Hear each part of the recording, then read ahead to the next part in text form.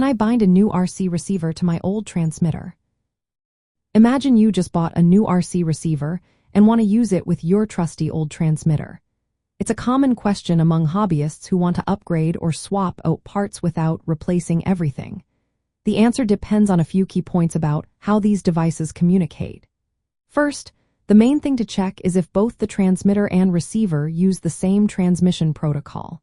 These are like languages that they speak to understand each other. Some common protocols include frequency hopping spread spectrum and direct sequence spread spectrum. But each brand often has its own version of these languages. So even if both devices use frequency hopping spread spectrum, they might not be compatible if their language differs. That means they won't be able to connect.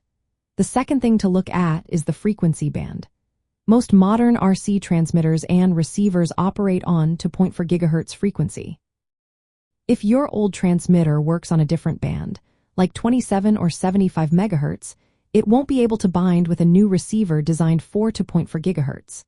Next, the binding process itself is usually straightforward if the devices are compatible. You typically put the receiver into binding mode by pressing a small button or inserting a special bind plug. Then, you activate the bind function on your transmitter. When they connect successfully, the receiver's LED light will change from blinking to a steady glow. Some transmitters can remember multiple receivers, but older models might only support one at a time or have limited memory.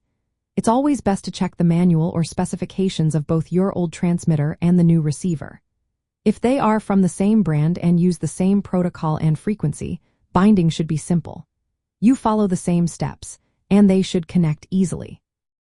But if they are from different brands or use different protocols, it's unlikely they will work together. In that case, you might need to find a receiver compatible with your old transmitter or consider upgrading your transmitter to match the new receiver. In summary, you can bind a new receiver to your old transmitter only if they share the same brand, protocol, and frequency band.